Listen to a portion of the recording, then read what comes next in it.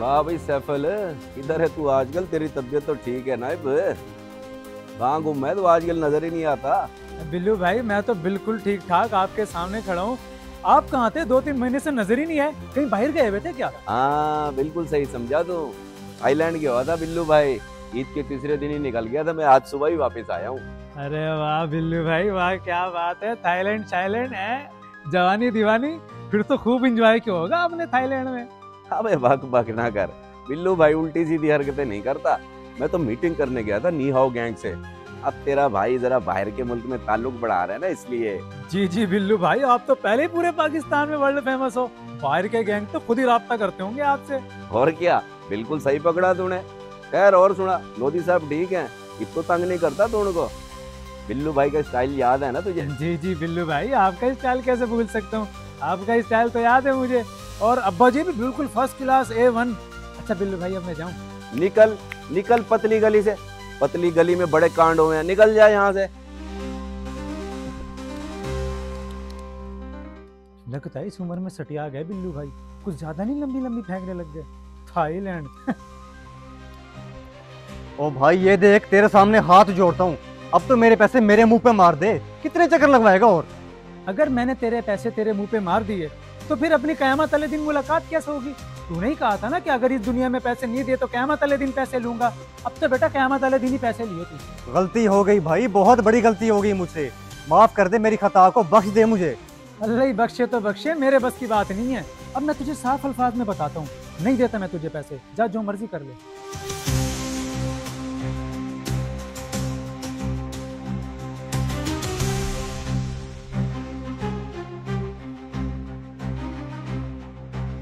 अगर मैंने तेरे पैसे तेरे मुंह पे मार दिए तो फिर अपनी कयामत वाले दिन मुलाकात कैसे होगी?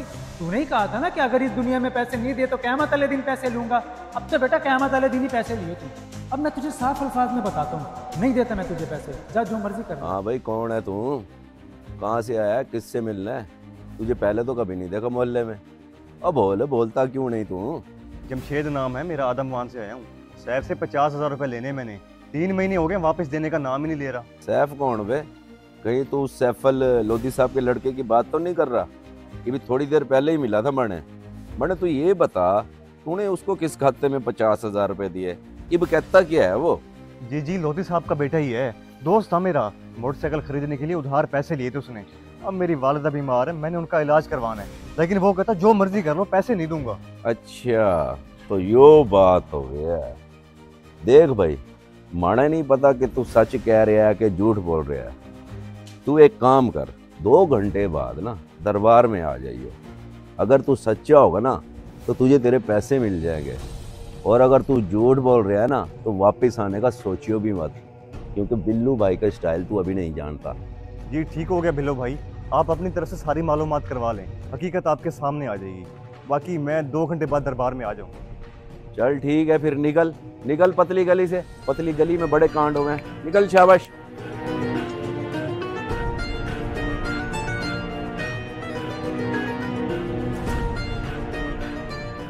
जी जी बिल्लू भाई, सैफ ने 50,000 जमशेद का देना है। मोटरसाइकिल बेच के उसे मुनाफा भी हुआ था, तभी मैंने उसे कहा था कि उसके पैसे वापस कर दे। यानी कि इसका मतलब यो हुए लोधी साहब कि आपके बेटे सैफल ने आपकी बात नहीं मानी। लोधी साहब बात ये है कि मैं आपकी बहुत इज्जत करता हूँ, भाई हो आप मेरे, लेकिन अब आप अपने बेटे सैफल को बिल्लू भाई का पैगाम दे देना।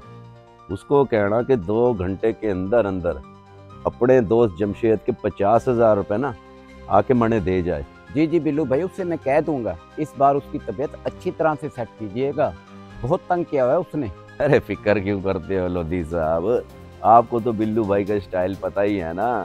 बिल्लू भाई लोगों की ऐसी तबीयत सेट करने के लिए 24/7 तैयार है। चलता हूँ।